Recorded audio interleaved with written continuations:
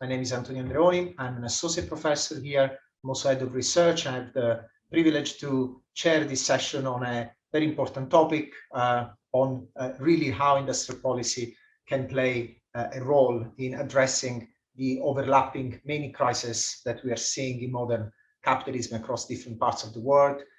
We've been seeing how during the pandemic, a number of countries have rediscovered the role of industrial policy to ramp up production of critical supplies. There has been an important discussion around how to use industrial policy in countries which do not have facilities to produce vaccines. But of course, we are also very still fresh in our mind is the COP26 and of course the discussion in preparation of the COP27. So the climate change crisis is also part of the industrial policy agenda. Ultimately, industrial policy are no more simply about how do we increase competitiveness of our economies, how we transform the structure of the economies in developing countries, is actually getting and becoming much more, is about really how to think about new pathways for sustainable and inclusive development. Today, we are extremely lucky to have a very distinguished panel to discuss with us around these issues and to reflect upon how different constituencies, different players can actually work together to make best use of industrial policy. And that's why we have talked about an event on industrial policy in action. And we will try to address the underlying question, what are the roots to sustainable prosperity? As I said, we are extremely lucky to have three distinguished speakers who are going to be invited to give first initial remarks, and then we will be having few final comments from their side, which will be then followed by a Q&A session, which will allow us to engage with some of the issues that they will bring to the table. Before we start, let me just spend a few words just to introduce our speakers and also to give everyone a sense of how we've thought about this event.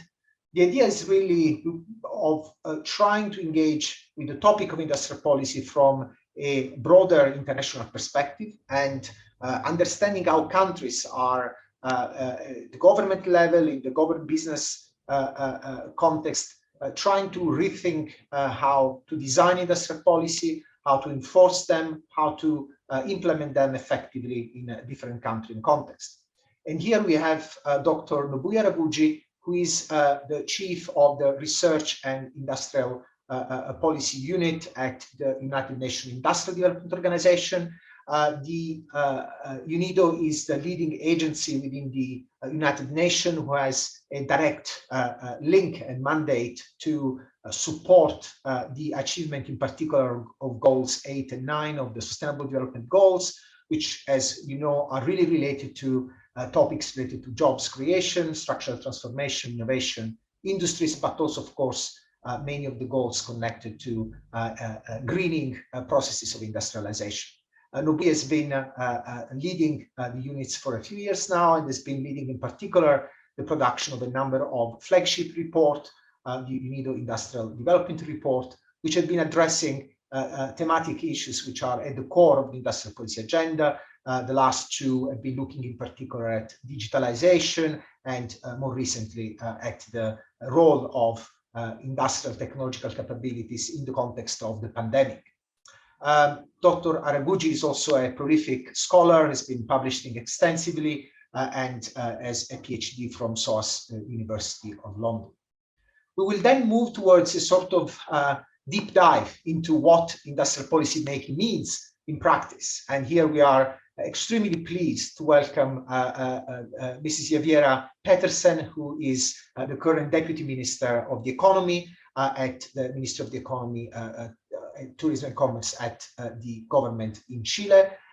As we know, the Chilean government has recently settled. There are lots of important things that are on the table that they are facing. And of course, is a young government. There are lots of expectation and lots of hopes that this government will deliver on a very ambitious agenda. And of course, at the core of the Ministry of the Economy agenda, there are industrial policies. So we are going to have Javiera giving us some reflections on her experience and her current challenges in implementing, designing, and enforcing industrial policy in an important country, of course, in Latin America. Javiera Petersen has a master at SOAS University of London and also from the University of Chile, and she is also conducting academic research here at UCL. In the past, she's been working extensively both as an economic advisor in the Chamber of Deputies of Chile, but also with international organizations, collaborating with a number of leading scholars, such as Stephanie Griffith-Jones, Jose Antonio Campo, and others, in the context of finance for structural transformation and green climate transition. Of course, a key player when we talk about industrial policy is the government, but also is the broader the ecosystem of actors, industries, and within those, of course, trade unions play a very important role, and they've been extremely active in thinking and rethinking how industrial policy could be the base for a new social contract that recognizes the need to new kind of symbiotic relationship between businesses, trade unions, and governments. And again, we are very lucky to have Samantha Smith, who is the director of the Just Transition Center at the International Trade Union Confederation, who have members from all around the world, millions of members, and has been an important voice internationally in really repositioning the role of unions and trade unions in the context of climate change in particular, but also inclusiveness, issues around rights. And in her previous life, she's been also working extensively as a lawyer and activist in many of these issues. And so we are, again, bringing back an international perspective and seeing what are the ways in which trade unions are engaging with these issues around the world, and how industrial policy can be improved by involving workers and trade unions much more at the core of the decision process and the process of transformation of our economies. So I'm particularly pleased to have all of you here, and I'm sure we will have an excellent discussion. I really welcome colleagues and friends and people who are participating today to share their thoughts and Q&A. We will have a first round of initial remarks. So those of you who want to engage in the discussion, please start when you want to add your question, comments in the Q&A. We will not be able to look at all of them, but we will try to give as much voice and space as possible. So again, welcome everyone. Without further ado, I would like to invite Dr. Nobuya Haraguchi to open the discussion, in particular providing us with his international perspective, and of course also the role that, reflecting on the role that multinational organization, multilateral players can play in this context of industrial policy making. Nobuya, the floor is yours. Antonio, thank you very much for your kind introduction. I'm very pleased to attend this important, interesting seminar. And I'd like to first conceive how what are the emerging industrial practices, and also I'd like to refer to how to enforce and implement industrial policies from UN, of course, perspective, and UNIDO's perspective as a leading agency of industrial development and industrial policies. So UN agencies are the leading, as you know, the advocator, facilitator, and coordinator of the Sustainable Development Goals, which encompass economic, social, and environmental areas, and include key foundations necessary for making progress towards the goals such as peace, justice, and partnerships. I would say the new industrial policy practices are closely related to the need to achieve such social and environmental goals, as well as economic or industrial development goals simultaneously. Addressing social and environmental dimensions in industrial policies itself is not new.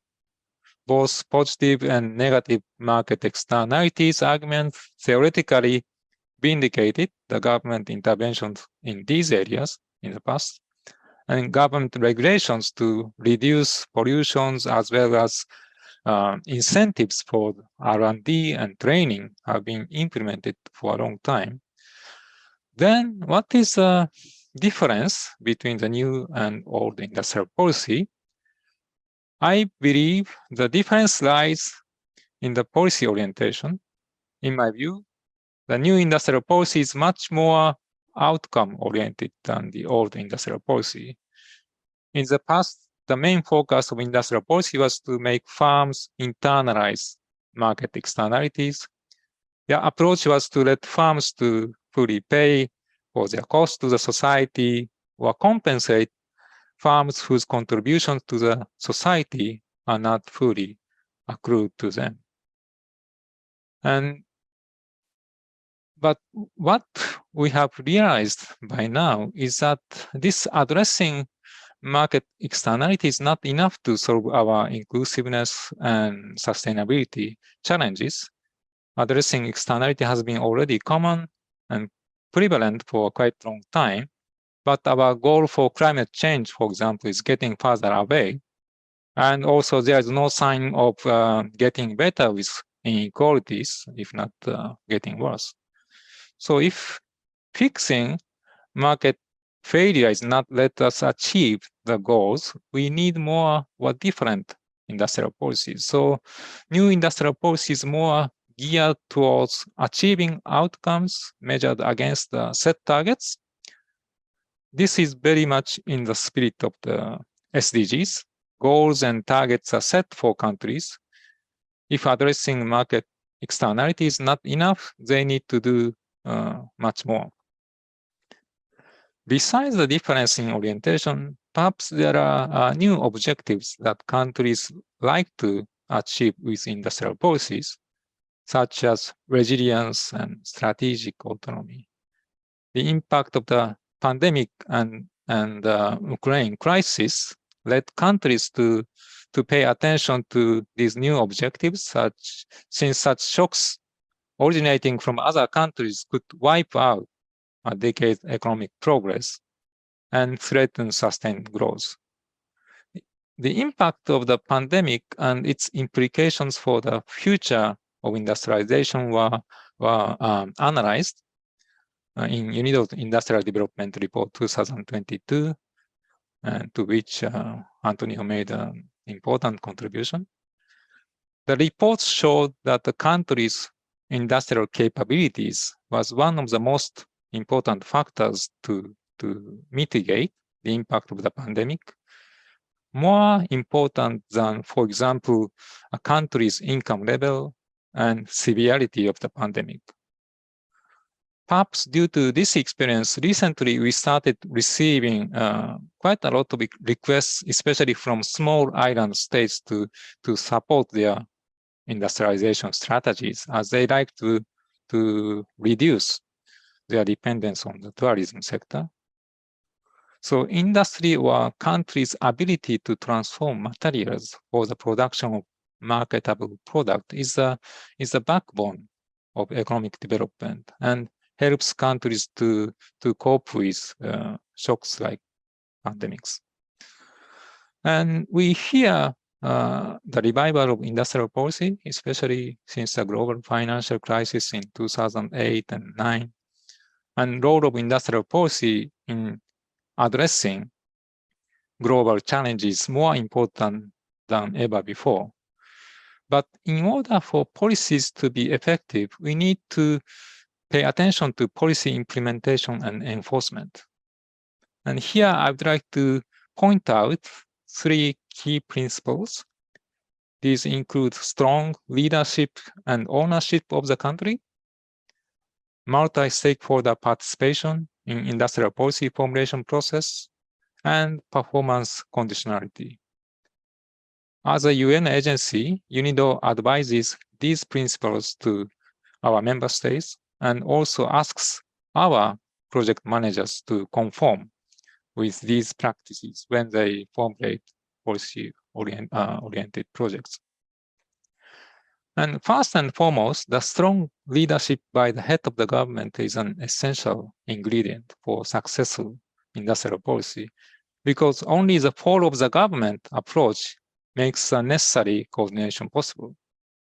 The impact of industrial policy often encompasses different spheres such as economic, trade, environment, energy, and education. And it is difficult to coordinate and resolve conflicts of interests arising from different ministries at the level of ministry. So ultimately, top of the government was a body entrusted by the top has to address interministerial differences and to ensure the consistency and commitments by all ministries to the decision made by the government. Along with the leadership, a country needs to exercise strong ownership over industrial policy formulation process. We at UNIDO sometimes receive requests from countries asking us to draft industrial strategies or policies for them. And this is already a worrisome sign regarding country ownership. If a country outsources the designing and drafting processes to a third party, like consulting company, it might get a well-written, nice document, but often faces a low level of implementation. A country can nurture and strengthen ownership by taking an active role in the formulation process. So the lack of this experience will severely hinder the success of industrial policy. Second, to ensure the successful implementation of industrial policy, all relevant stakeholders, including policymakers, private sector, academia, and NGOs and workers, have to engage in the policy formulation process from the beginning. We often see the case that national policymakers and academics play a major role in identifying problems and formulating policies. The policy developed by this approach is bound to fail. There usually exists significant information asymmetry between the government and private sector, especially when it comes to the issues such as industrial greening and digitalization. So the first task for policymakers is to address this information asymmetry by having close dialogues and consultations with all the relevant stakeholders. And finally, policy support should come with clear conditionality, including performance criteria and duration of support. Regular monitoring and evaluation are an essential part of industrial policy cycle, especially under the current rapid changes in the situation due to crises and technological advancement. Policies need to be adjusted as necessary based on evaluations. These are the areas where UNIDO pays particular attention when we provide policy advice. While policy contents differ from one case to another, I believe key elements of policy process are applicable across industries and countries. Thank you. I stop here. Thanks so much. Thanks, Nobuya. Thanks also for stressing how, in a sense, many of these issues when it comes to industrial policy formulation and so on, ultimately are very country-specific, involve very specific set of stakeholders. And of course, there are political economy dynamics beyond the multi-stakeholder engagement ownership. There is important set of negotiations and almost social contract definition that each country has to go through in order to be able to understand how to set up the right type of conditionality to make some of these processes leading towards the kind of inclusive, sustainable trajectory that industrial policy is aiming to achieve. And in this respect, I would like to bring to the fore now Javiera from the Ministry of the Economy in Chile to provide us with an example of what that really means in practice and how governments, ambitious governments, are trying to implement and think about these issues. Javiera. Thank you, Antonio, and thanks to IIPP for organizing this event. It is, of course, a great honor for me to chair this panel with Samantha, Nobuya, and you, Antonio. As you may know, we just assumed our government duties last March. So I would like to focus my presentation on how we have been approaching the industrial policy design, stressing the main challenges that we have identified so far. As it was already noted, the climate crisis and the goal also of achieving environmental sustainability constitute one of the main challenges to be met in development policies debates today.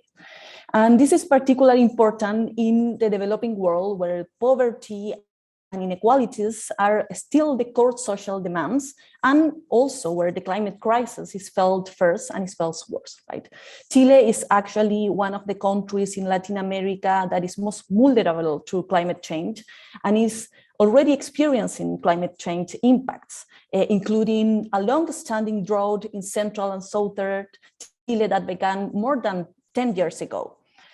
These impacts are projected to increase in the future, impacting especially agricultural productivity, biodiversity, and also indigenous communities.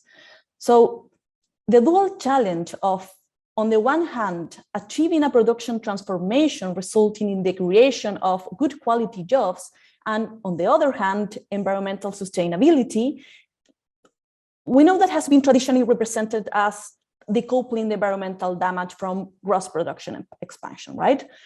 The key policy question is then how to break the correlation between economic growth and environmental impact. But to translate this policy question into a policy design, it is fundamental to have a systematic understanding of how the process of production transformation towards high productivity activities and achieving environmental sustainability interact. And this is essential to understanding not only how a green economy would look like, but also, and more important for us, how to transition to a green economy.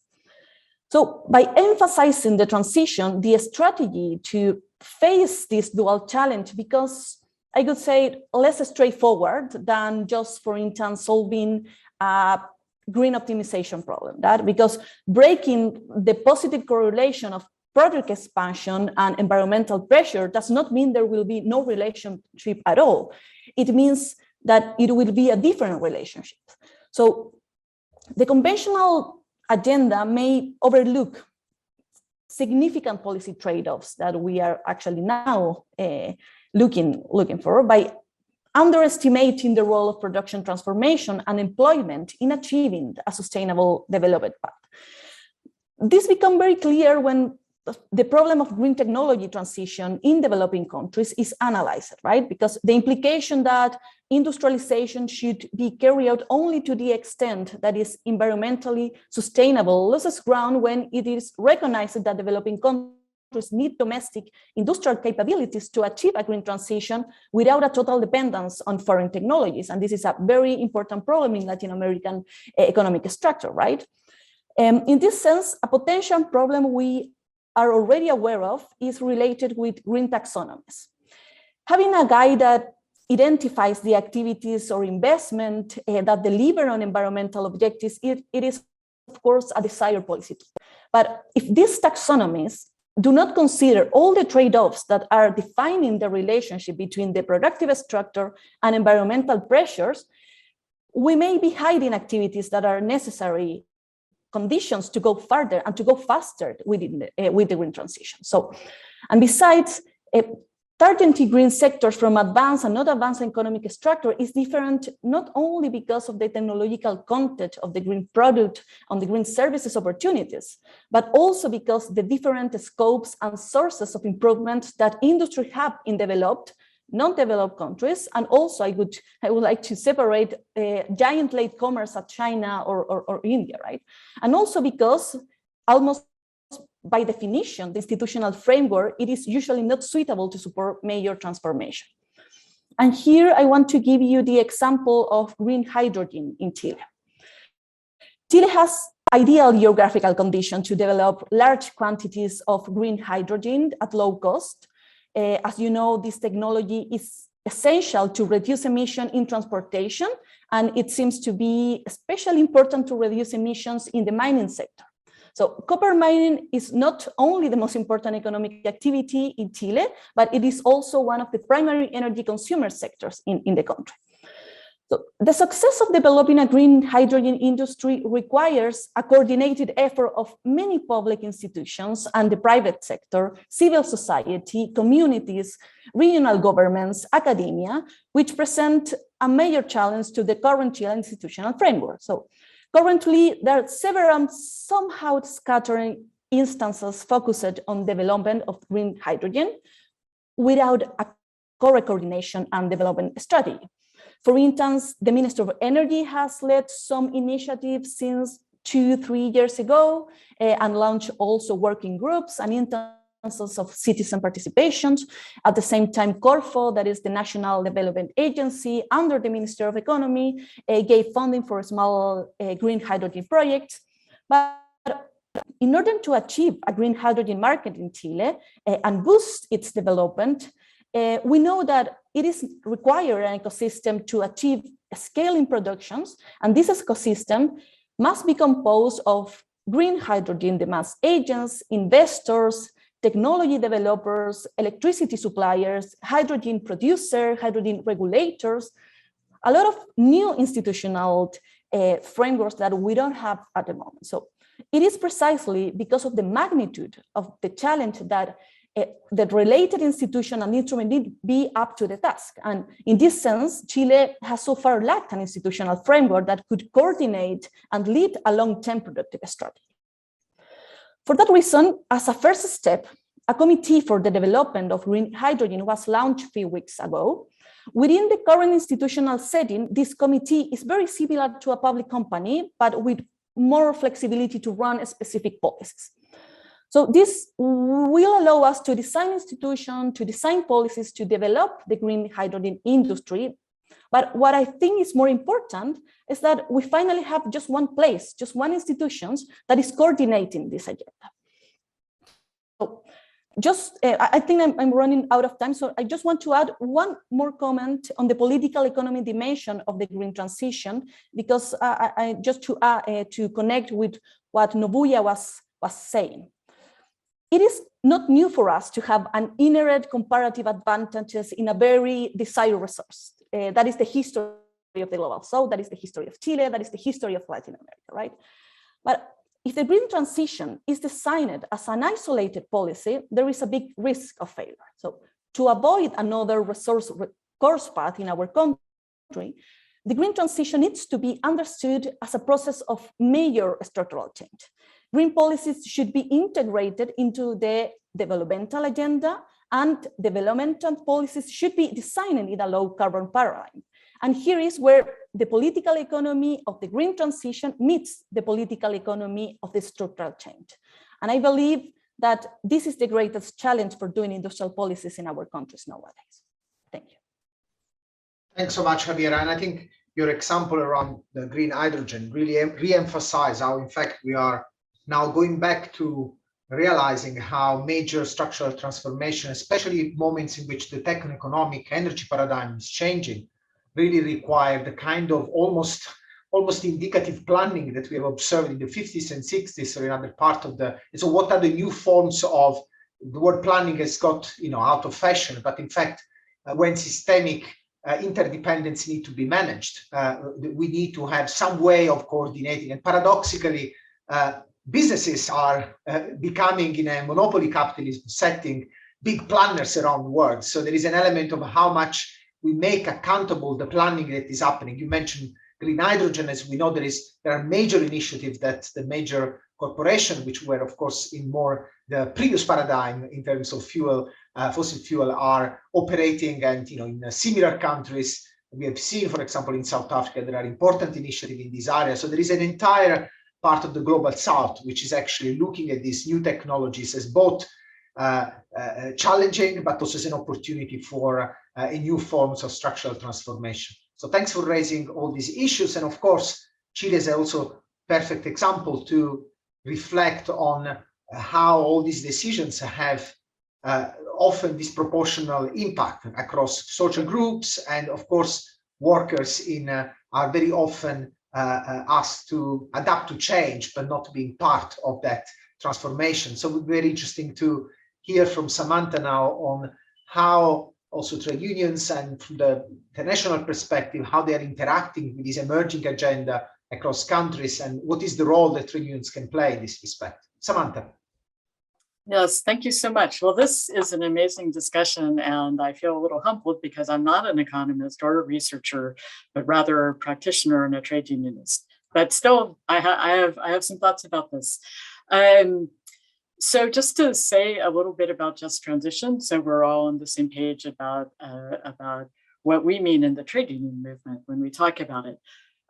We've been advocating nationally and in the United Nations for a couple of decades to get just transition into any global climate agreement that was reached. But first and foremost, to get agreement in the International Labor Organization, the UN body with employers and their associations, workers in our unions, and governments on what just transition is. And we got this in 2015, right? The ILO has these guidelines on just transition. And subsequent to that, we got just transition into the Paris Agreement on climate change. And you see pieces of it, like the Decent Work Agenda, which is kind of a foundation for just transition, that is also in the SDGs. And my job, or the job of the Just Transition Center, is to help unions get good plans for just transition. So sometimes that involves advocacy towards governments, with our unions. Sometimes it involves trying to cajole or coerce multinational enterprises to the bargaining table for collective agreements. Sometimes it involves work on at the subnational level with states or provinces or cities, and sometimes it's a sectoral approach, right? So it's very union driven, very driven by what the group of workers in their union that we're working with, what do they want? What are their core concerns? And the core concerns, not too surprisingly, are one, we want to be at the table negotiating in social dialogue, which is different from a stakeholder process, right? So social dialogue is this process between unions, employers, sometimes government, which can be exchange of information along the lines that my fellow panelists have discussed. In many countries, we have a right actually in collective bargaining to receive information, also confidential information about what the employer is up to. We also have our own sources of information in countries where trade unions are better resourced, right? We have our own think tanks, economic institutes, where we produce information that is supposed to guide collective bargaining and policymaking. And this process of social dialogue, it's important to stress, it usually produces a binding outcome. So while a stakeholder process is more trying to get a broader social consensus, get everyone on board, especially for the governments that are convening it to sort of smooth out or find policies that are smoothing out some of the bumps in the transformation road. Social dialogue is we're trade unions. We want to go towards an outcome, and it's going to be law, regulation, investment agreement, a collective bargaining agreement, and all broadly related to the world of work, depending on which jurisdiction you're in. Right. So in some countries, social dialogue covers a lot, like South Africa, Norway, where I live. In other countries, the scope of social dialogue is smaller. And I'm just mentioning that because that informs a lot of the work that we're doing at the Just Transition Center, where we're always pushing towards this binding outcome. And maybe it's useful to talk about one initiative that we're working on now, which is very focused actually on industrial policy and especially on the employment aspects of industrial policy. So it's clear that even though the current surge in energy prices, the rebound from the pandemic to the extent that we're rebounding, that's great for workers in the energy sector, right? We have lots of people who lost their jobs during who lost their jobs during the pandemic are back at work. On the other hand, it's terrible for other workers. So it's terrible for everyone working in any industry that has energy as a major input. And it's also terrible for poor and working class households because high energy prices are regressive, right? So we have this, understanding across our movement that we're in this moment where energy prices are super high, but this isn't really good, right? Because inflation, there's no way we can collectively bargain in any country to keep up with inflation right now. So we've had the sort of ongoing discussion across our movement on just transition, this process of social dialogue and parallel process of stakeholder engagement, leading to consensus around plans for this industrial transformation or green transition that Javiera and Nobuya were talking about. And especially targeting energy unions in energy countries, and maybe especially oil and gas countries. So we restarted that process, and we have an initiative covering most of the world, unions in most of the world's big oil producing countries.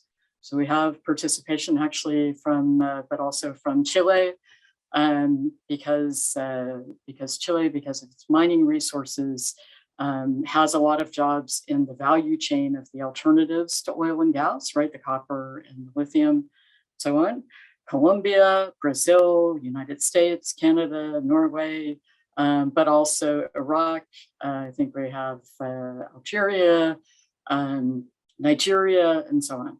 So Indonesia, so really, really a global initiative. And what we're doing is we are sort of systematically going through the main technology pathways that are being offered by the governments and companies as their road to net zero, right? So hydrogen, obviously, carbon capture and storage, wind, solar and batteries, and we will probably end up actually having a sort of separate workshop on nuclear, because we have some affiliates who are like, look, this is the way forward. And then we also have some country studies, right? Because again, many of our affiliates, for example, in Brazil, they have their own think tanks. They've developed models for the industrial transformation and how you could do this in a way that, for example, in Brazil, reverses this process, this project of the Bolsonaro regime of making jobs worse, right? Breaking up the state-owned enterprises, contractualizing what were secure jobs, and even making jobs informal. And so here are just some reflections on that approach, which you'll see in the link that I sent, and I'll send another link about it. I mean, these are the questions that we ask ourselves as trade unionists when we're looking at these policies and these technology pathways. So the first question is, what are the new jobs? Because I can say after 6 years of working with unions in high emitting countries and high emitting sectors on just transition plans, that along with social protection for people who are not gonna stay and work after the process, that is absolutely key. And the next question is, are they good jobs? And then the third question is, what else needs to be in just transition to make this good for myself and my community and so on. And that's more about like regional redevelopment and economic diversification. So I think I'll stop there, but I guess from the trade union perspective, what we would say about industrial policy is, of course, we love industrial policy, right? Because it gives us transparency, it gives us a security of direction, knowing where we're going. And of course, it can apply to sectors outside of traditional industry sectors, right? You can have industrial policy about other parts of the economy. We want to be at the table, and we want industrial policy to answer our core questions, as well as answering questions about emissions and environmental impacts. And those core questions are about jobs, quality of jobs, and social protection. Thanks, Samantha, and thanks for emphasizing the importance of not just the environmental, but the social sustainability and the acceptance and the willingness to be part of a process that is transformative. I have to say that unfortunately, as happens when we invite ministers, they have more important things to do at some point. So Javiera will have to run away pretty soon. Javiera, if you would like to make any final remark from your side, and we will continue the discussion with our panelists before leaving, the floor is yours. Thank you, Antonio. I'm sorry for that. I just want to highlight something that Samantha already said. I could say that how to put on the same table like the environmental sustainability with the social sustainability is also a puzzle that we need to solve in order to actually design like the new industrial policy in a way that makes sense for the people, and that is something also that have a regional dimension that is, I could say, new, and also put another challenge when you are in a central government and you have to also chat, and not only chat, but actually design a policy that is going to have different impact in a different region. So I could say that having like these democratic debates about the sustainability paths that our countries are going to actually run is key also for designing a policy that is going to be sustainable in the future. Yes. Thanks so much, Javiera. Thanks. And okay. This, of course, thanks for joining us. And this, of course, brings back, we almost going in circle, right? Going back to this issue of how the policy design process and how the involvement of stakeholders makes, since the beginning, transparent what are the trade-offs that exist and what are the opportunities that can be can be used to overcome this trade-off themselves. I wanted to just give also Nobuya and Samantha a chance to react to what they heard, while we have already some questions coming in our direction, and I also invite participants in leaving their comments question in the Q&A using the Q&A function. Nobuya, would you like to come back to reflect on this issue of also how you see from your sort of privileged perspective where countries are finding entry points for overcoming some of these trade-off, and what kind of opportunities we're talking about?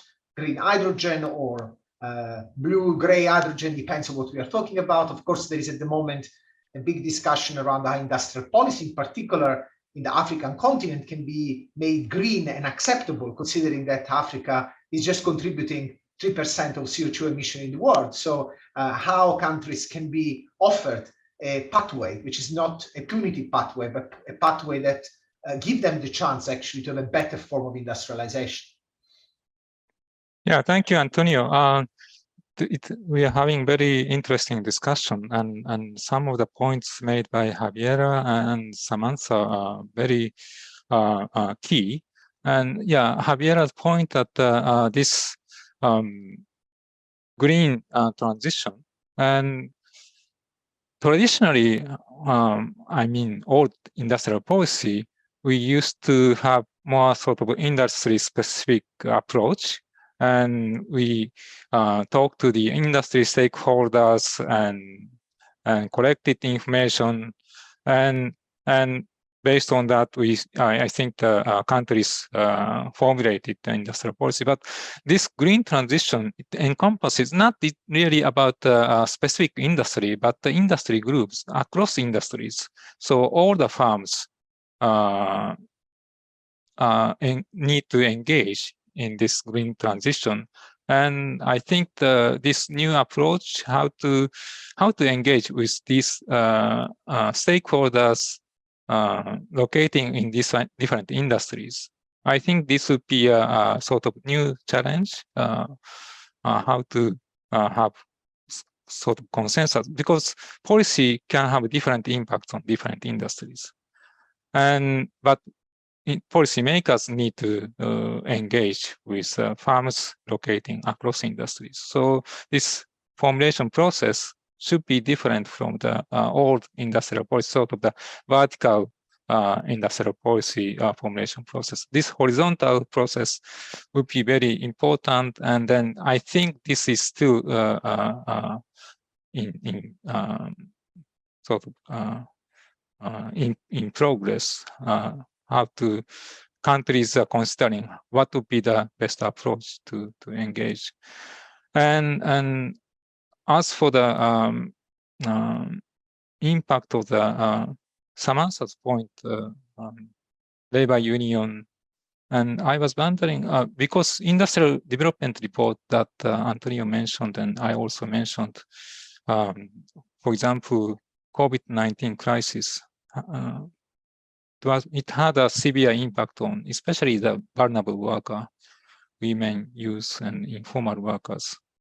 And they, in the short term, probably they need to be rescued during especially the COVID, when countries are experiencing severe impact. But in the long term, we need to think of the way how we can empower, how we can provide further capabilities for them to make them more employable and so on. And I was wondering how you are addressing this, not only the general workers, but paying attention to the vulnerable in time of this crisis. That's what I like to hear from Samantha, particularly. Thank you. Thanks, Nobuya. Thanks. And I think this is a great follow-up for Samantha. And I also would like to emphasize, I think the language of vertical horizontal has been often misused, also used to try to talk about, market-led kind of horizontal measures. I think you are referring much more to a cross-sectoral type of approach that take into account all these interdependencies that exist across sectors. And I think this came out quite strikingly also from what Javiera was telling us, including countries where pressure on water, pressure on climate, pressure on natural resources, the way in which resources are extracted are all part of the same issue. So really firms that operate across this sector needs to have an articulated strategy. And so horizontality, but without losing the strategic element of that. Samantha, I think also Nobuya raised a very important question to you. I would be very myself interested in having your reflection. And then we have already a number of interesting questions here that we will be dealing with. Yeah. Yeah, no, thanks so much. This is a great discussion. So two things. I mean, one thing that we realized as we started this initiative on just transition in the energy sector, so really oil and gas, is that we're now seeing a kind of blurring of the boundaries between different segments of the energy sector. So we had actually a discussion about what are the boundaries of this initiative. Is the boundary all the way out to the mining of critical minerals for the transition? Is the boundary just what's going to happen to people who today are working in the oil and gas sector and tier one suppliers to the big companies? And what it showed us too is that part of this transition, and maybe something that trade unions would really like to see, is that you see the sort of old or existing high-emitting industrial companies, and especially the state-owned ones, trying to diversify their assets and become green in that way. And obviously, that's a preference for people who today have a job in a state-owned energy company, that the company stays intact. It changes so that it brings down its emissions. They might get new skills, but they keep their jobs. The company continues to be a kind of industrial motor in the country. And that's certainly, for example, a sort of idealized version of the vision of South African trade unionists when they're looking at the state-owned utility, Eskom, right? That it stays intact, but starts producing renewable energy as opposed to kind of sneak privatization of the energy sector through tenders and power purchase agreements and stuff like that. On the issue of what are the impacts of COVID on informal workers and what is the trade union movement doing about this? We actually did write a report, not really a research report, but more looking at just transition in the global South. And we updated that report as we were writing it to include the impacts of COVID on informal workers, especially in different countries. And it was, as you say, Nobuya, a disaster. The pandemic and especially the initial lockdowns were a disaster for everyone who is employed informally or precariously employed.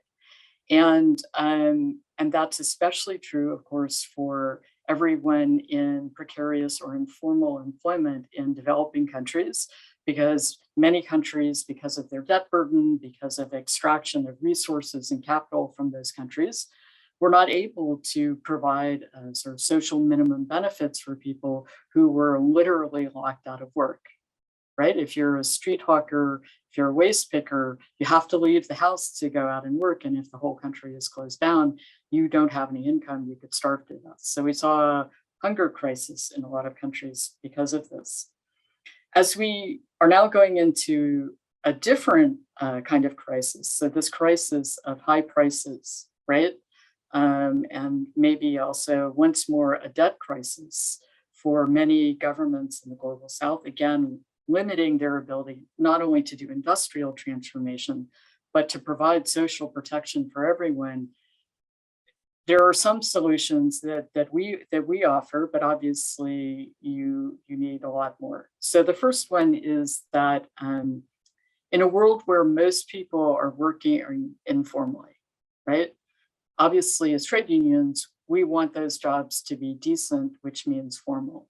But in the interim, people also need social protection to keep themselves and their households afloat. So one policy proposal from ITUC is a global fund for social protection for least or low income countries, which would enable kind of minimum guarantee of social protection for workers like the garment workers in Bangladesh, who all lost their jobs from one day to the next during the COVID pandemic because big brands suddenly walked away from the contracts they had with the garment makers in Bangladesh. So that's one proposal, is to expand social protection.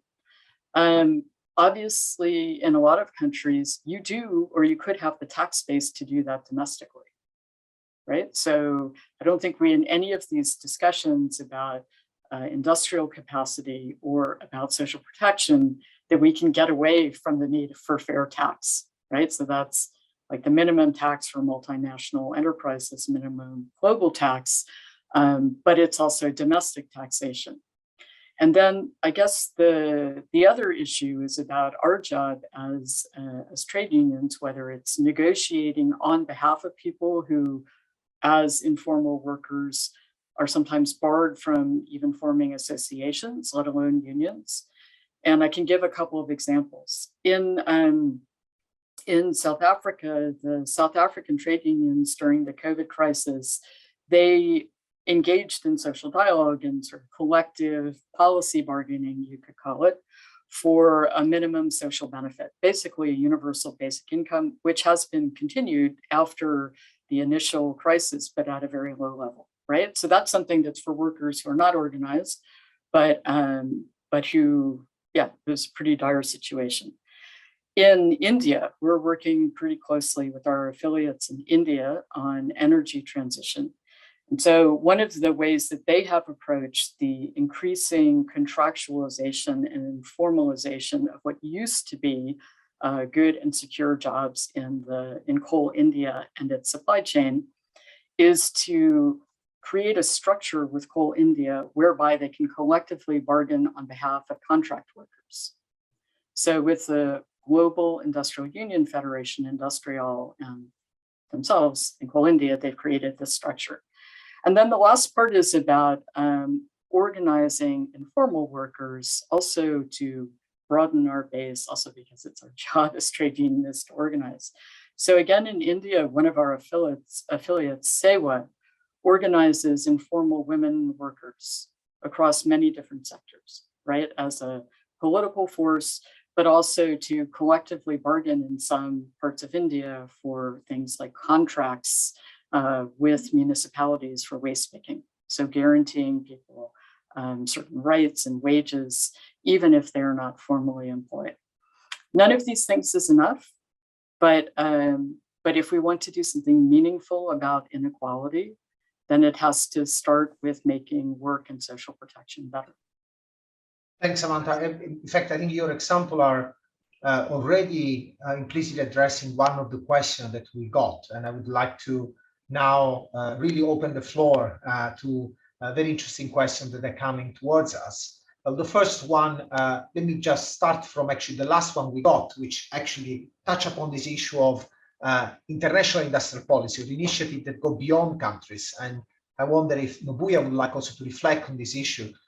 Kino Averkamp is asking, I wonder if any of you can imagine a form of international industrial policy, or at least internationally coordinated industrial policy. Of course, we know that lots of this industrial policy can also be highly difficult to implement when we are talking at the regional level, when there are very different interests involved. And we know that, for example, COP26 has shown how difficult it is to get countries to commit and follow their commitment on a number of globally coordinated initiatives. So some reflection on that also from Nobuya would be very great. And then there are other two questions that I would like to pose already here to the table so that we can do a first round of questions. The first one from Gabriel del Castillo is asking, what are some of the risks that may lead to industrial policy failure in middle-income countries? And of course, the failure of industrial policy is also an important topic, how to reduce and learn and to reduce the vulnerability to, let's say, state capture, corruption, and all forms of misuse of the instruments of industrial policy. And the third question is from Shainul Banji from Tanzania, who is asking, green industrial policy is essential for long-term sustainability. How long, in your opinion, will it take for the developing countries to make it as an obligation to all new coming FDI? And if I'm thinking about a country like Tanzania and others where the majority of FDI is actually concentrated in quite energy-intensive sectors, mining and so on, of course, this is an important question, right? How governments in the global south, in coordination with the global north, are able to shift the balance of power with transnational corporations who are, on the one end, suggesting they're creating a green image, but at the same time are still investing heavily in an old way in the traditional fossil fuels industries. I would like to invite Nobuya to address one or two of these and then go back to Samantha for also a reflection. Thank you. They are very interesting questions. I would say international coordination on industrial policy is becoming more and more important, especially climate change and also digitalization. Without good international coordination, we cannot really achieve our global goals, such as SDGs. Like, for example, green hydrogen, I think like-minded countries, they need to work together to create markets. Unless there's a market opportunity, private sector will not invest enough, and we cannot really have success on advancement of the green hydrogen. And also African countries, they need international support. They want to, for them to have a green transition, many countries are dependent on, of course, fossil fuels. And we need to encourage them to have different development pathway, not really depending on the exports of the fossil fuels. Then they will face the stranded assets. For that, I think international community needs to provide support in order for African countries and other resource-rich countries to make progress. So this international coordination is very important, and UNIDO is committed to this end. We are planning to establish a multilateral industrial policy forum from this year, where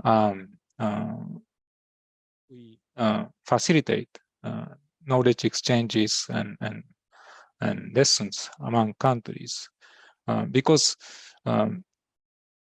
we often hear that the importance of industrial policy revival, but capabilities and the knowledge required for countries to achieve these green transition and SDGs are still quite limited. So we like to create a forum where countries can gather together. And I think industrial policy can be done specific in countries' context. Yes, there are a lot of industrial policies, research findings, and countries and individuals can learn from research findings, but they can learn each other in how this specific research was, industrial policy was implemented in the country-specific context, how that can be applicable to my country, which has different challenges and opportunities, how that can be adapted to my country's situation. So we like to facilitate this kind of discussion in our new forum, Multilateral Industrial Policy Forum. And I'd like to touch on briefly also failure of industrial policy. As one of the participants mentioned that yes, political capture is yes, it's a serious risk. We learned a lot from the past, from the old industrial policy experience, and there are two major risks. One is information asymmetry. So the government has to have close dialogue with private sectors and trade unions and NGOs and academics in order to fill the gap, this information asymmetry. And another one is this political capture. And we don't want to repeat the same failure some countries experienced in the 60s and 70s.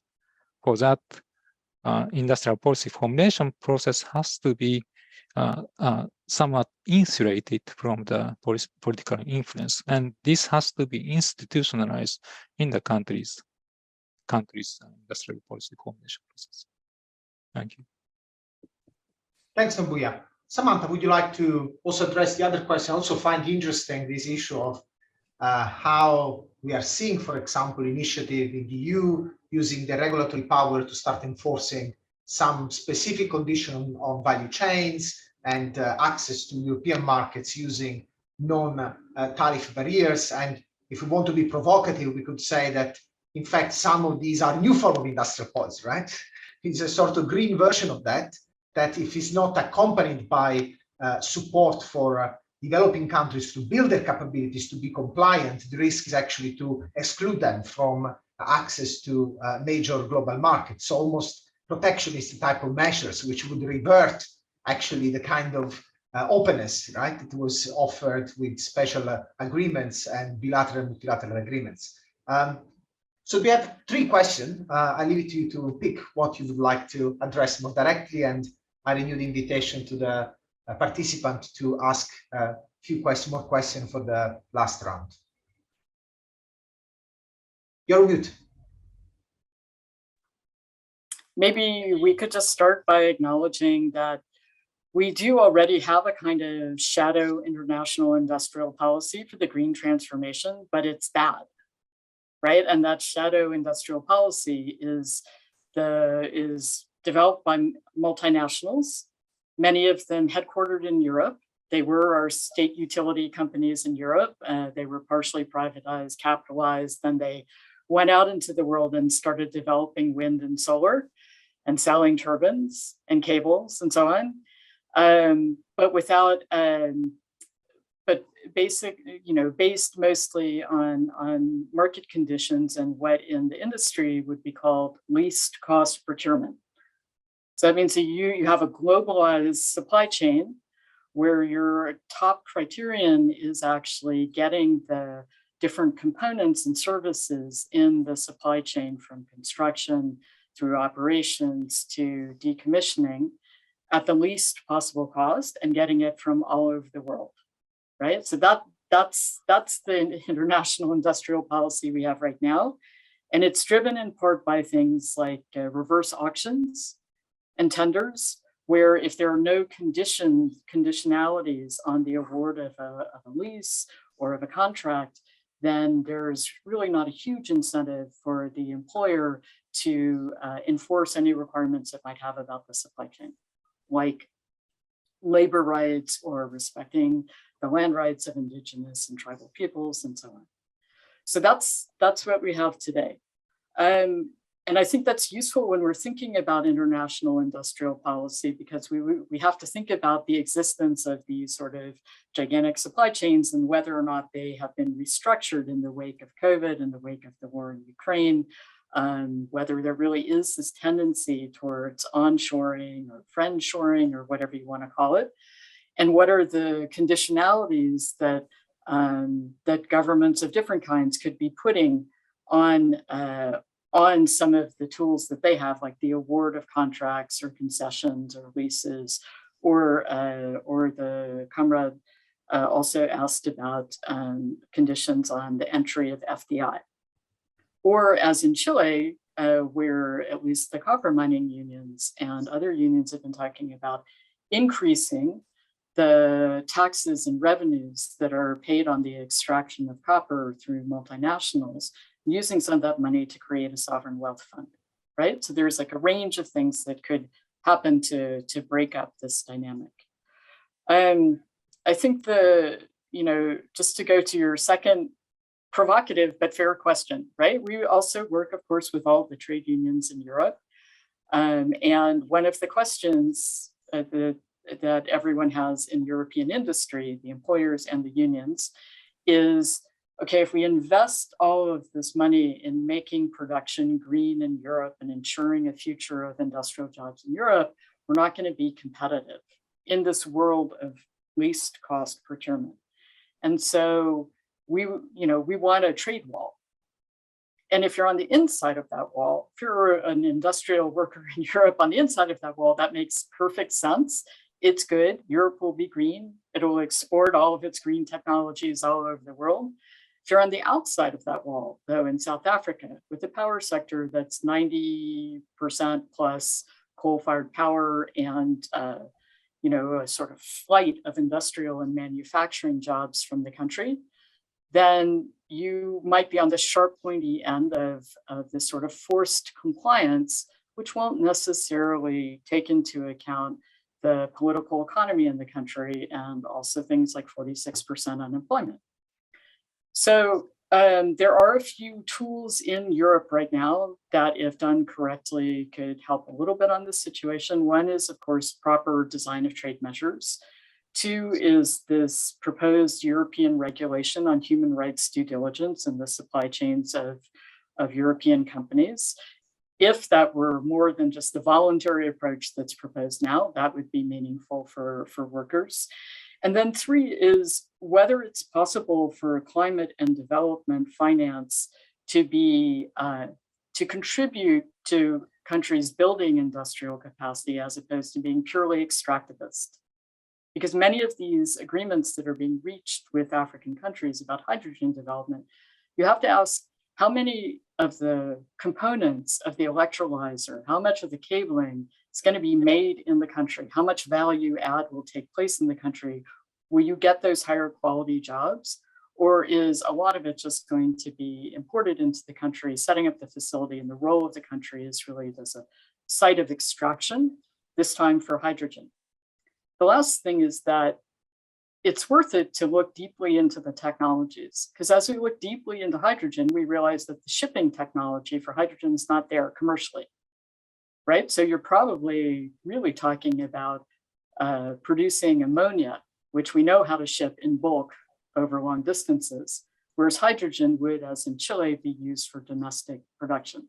So these are all the kinds of questions that we should be asking ourselves when we're looking at climate and development finance, and when we're looking at trade, and when we're looking at the impacts of CBAM, of the green wall around Europe.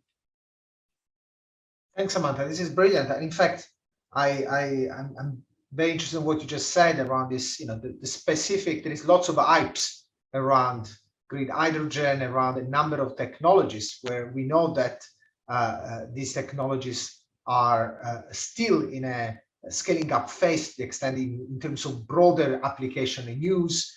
We know that the infrastructure investment to make full use of these technologies is enormous, is significant. So there is an element of what finance and how finance can be directed towards not just the technology per se, but creating the condition to make a sustainable use of these technologies. There are significant risks, for example, that leaks from pipes of hydrogen actually will increase more than reducing the amount of CO2 emission at the end of the equation. But you also raised an issue that I would like to also bring back to the discussion with Nobuya around, of course, industrial policy in many countries means building production technological capabilities domestically. So lots of local content dimensions. We emphasized the value chain aspect of that. And I would like to actually ask Nobuya to reflect a bit more on this issue, because of course, many of the countries who approach UNIDO and are working on their industrial policy have this as one of their main targets, how to be not just consumer of the green technologies, but be at the forefront of the production, engineering, manufacturing, indigenous innovation in these areas. Yes, this is a very important question. I would say that industrial policies, the countries, they often like to have a sort of grand strategies for their like 5-year, 10-year development. But as I said, after developing these grand strategies, implementation is quite sometimes limited, unless they have a very sort of multi-part stakeholder participatory kind of approach. And industrial policy has to be linked to country-specific conditions. So unless the countries have some comparative advantages in certain sectors, and I think we need to focus on where countries have strengths and how to have initial success in the focused area where it can be textile sectors or wood sectors or electronic sectors. And that success has to be then shared with further industrial policy development. So it is important to not have a sort of grand strategies and try to implement them in parallel, but focus on first, they need to understand their country-specific conditions and focus on where countries have advantage, and try to have very good coordination for that particular sector to have success. And based on that successful experience, they need to go further. Unless they have this sort of a very focused approach, it's very hard to implement different strategies and uncoordinated and quite fragmented, and then they often not see success in any of the strategies. Yeah. So maybe I would be very interested in the audience would be also as well in learning more about specific countries where UNIDO is collaborating with governments and where the opportunities are, right? Because we were mentioning a few countries, and I guess many countries are looking at, of course, we're talking about Chile, are looking at lithium, are looking at green hydrogen, are looking at renewable sector, renewable energy sector more generally. Where do you see for, let's say, typical context in sub-Saharan African countries? Of course, is the continent where there is the biggest natural capital in terms of possibility for renewables, is a country where also the demographic part is still in an accelerating phase, and where we would like to see it's extremely urgent to formalize labor to create conditions for industrialization. And so what would be the areas that you're seeing from collaborations emerging as important opportunities for these type of countries? Yeah, thank you. Of course, African countries, they like to have sustainable, inclusive and sustainable industrial development. And they want to see industrial growth, economic growth. So the best approach we can take as UNIDO is where we see sort of the synergies, where green interventions and green support, our green support can, of course, contribute to the sustainability, but as well as the employment generation, such as renewable energies, and where we can see it's tend to be labor intensive, and countries can have green transition, have further make use of the green technologies, but as well as they can see employment generation. So we try to identify areas where sort of win-win, especially for these developing countries and low-income countries, not only green transition, but also that contribute to fast growth, employment generation, and inclusiveness. That is how we tend to approach when we work with countries. And maybe, Samantha, I would be very interested on your reflection as well, because we know that lots of these things are very context specific, but it would be interesting to understand from your, global type of engagement with different countries and stakeholders, where you see interesting opportunities really to couple this social agenda, so a green transformation that is also red, or it is, as a color of labor, as a color of society more involved. How do we create the right combination of colors to, and in what sectors as well that we are not used to think about, right? We should look at as opportunities for good jobs and clean, sustainable industrialization. It's a good question. So again, this is experience-based, right? But where we see trade unions making the best progress on these issues in their own political thinking and the political development of their members, but also in policy and in collective bargaining with the employers, is where you have relatively strong trade unions, and you get a government that is aligned with the unions. So there are exceptions. For example, we have an affiliate in India in the coal sector that has collectively bargained an agreement on just transition with Coal India.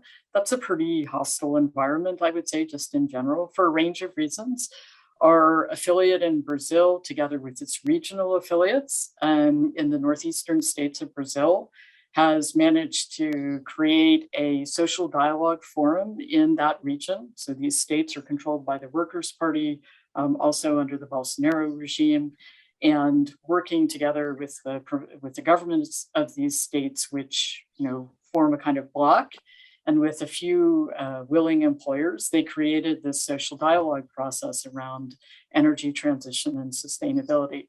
So we have examples like that where you have unions that, despite a really terrible context, have come up with plans and processes for just transition. And in Colombia, the unions that organize the coal and oil sectors have been, for a while, far ahead of the government and the employer in terms of demanding and even making their own plans for transitioning the assets of these companies and transitioning into more sustainable activities. But generally, I would look for trade union, density is usually a good proxy for a lot of things, right? Including a favorable policy environment for labor, but sometimes also just the readiness of unions and their visibility on these issues. I do think one thing that has also been useful for us is not only to look at, in terms of the sort of coordination that Nobuya mentioned, is not to look just at supply chains, but to look at the value chain, right? So you look at some big sector and you look at its value chain, and that will take you into other sectors. And it also helps you to see where the economic activity is and therefore where the jobs are.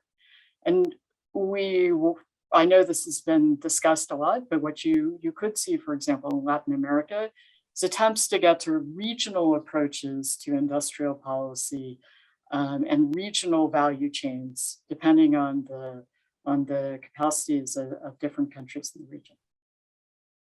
Thanks, Samantha. And of course, when we start talking about regional approaches and value chains, we know that there are strong asymmetries in terms of power. If we think about the food value chain, for example, extremely concentrated. If we think about that, lots of these industries are now anchored into digital platform, which also are able to extract significant amount of value. Of course, this creates a very difficult negotiation process, right, where power balance is extremely skewed, and so government themselves find difficult in some cases to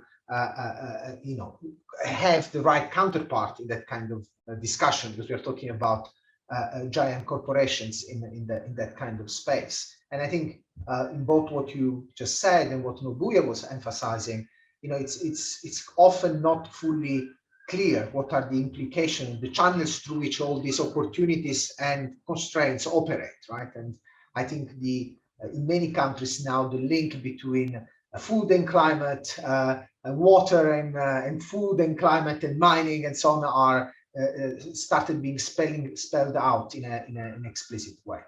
So we are running towards the end of this meeting. If there are no other questions from the audience, I would like to give a chance to Nobuya and Samantha to maybe give their final remark, and then we will be closing the session, from which I learned a lot. So I'm already thanking you very much for your contribution. And maybe Nobuya, if you want to start, and we will have the last word for Samantha. Thank you. I really enjoyed this conversation, and thank you. In order we discussed the importance of international coordination and avoiding failure of industrial policy, and we need to increase the quality of industrial policy advice and how to go about green transition and digitalization with the renewed better approach of industrial policy formulation process. And for that end, UNIDO likes to be sort of the bridge between academic world and policymakers, because we have a few competitive advantages. One is maybe strong convening function. As I mentioned, we can create a platform where countries can gather together and exchange knowledges and lessons and learn each other. So as I said, this multi-industrial policy forum will be launched this year. And another one we are looking into is industrial policy database. We see vast gap that exists between available evidence on industrial policy by researchers and also the awareness and application of such evidence by policymakers.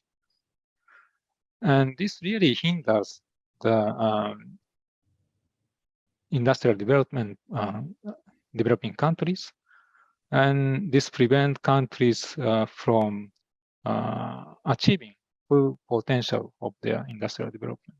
So we like to sort of create industrial policy database to make it available for countries. And for that, of course, we like to closely work with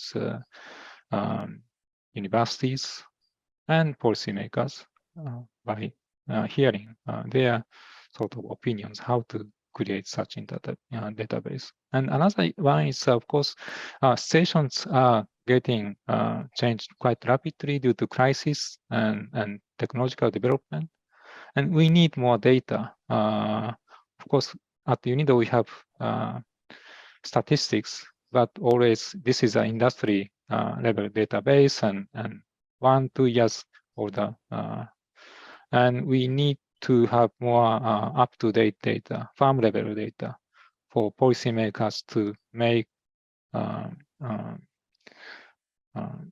relevant policies to solve the problems countries are facing right now. So for that, we like to conduct more farm level surveys in developing countries. And also for that, we like to coordinate and collaborate with universities and policymakers. And we are, thank you. Yes. Thank you, Nobuya. And of course, as Samantha emphasized, trade unions have also an important role in terms of generating the evidence and gathering the evidence at the firm level that can help to have a frank, open conversation about trade-off and opportunities for change. Samantha, the last words to you, and then we will close this session. No, thank you. First of all, thank you so much. This was a great discussion, and I'm going to go off and educate myself by reading a bunch of your papers and reports from the panelists. And second, I mean, just to go back to this issue that Javiera raised and that we've sort of talked around a little bit. I mean, one of the reasons why in different countries we're not actually getting the green transformation done is because it doesn't have a mass base. Right. So without the mass base, without policies that people can see will improve their material conditions, which also, by the way, is our goal in the Just Transition Center. We're working for plans that will bring down emissions and improve the material conditions of workers. You just aren't going to have the social support that you need to do this, even as climate impacts mount. Right. So I guess my request to policymakers and to researchers such as yourselves is just to ask that really basic question. Are these policies addressing people's core concerns? Because I can say from the perspective of our members, even in the hardest core of the energy sector, change is already coming to their workplace. We have done our job reasonably well as trade unions. Our members understand that whether or not they think climate change is a thing, their jobs are already changing, might change more. Some of these jobs might disappear. So we have to answer people's questions. That's our sort of collective task. Thanks so much, Samantha. Thanks. And I think this is an important element to keep in mind, and of course, for people who have been in the activist world and so on, keeping grounded these questions and these issues to make sure that there is consensus and we are targeting the right issues. It's extremely important. So thanks again to both of you. And I just received a message from Javiera apologizing for having to leave earlier on, but it was a great discussion and was a learning opportunity for everyone. Let me just finish this event saying that the next event in this Walking the Talk series is going to be on the 7th of July at 12, and it's going to be on buying time, how can government shape markets for sustainable societies, and it's going to be really focusing on the role of the government really in building up more resilient societies, and it's going to be, the session is going to be chaired by Professor Rainer Kattel. Thanks so much, everyone, and hope to see you soon in another of these discussions.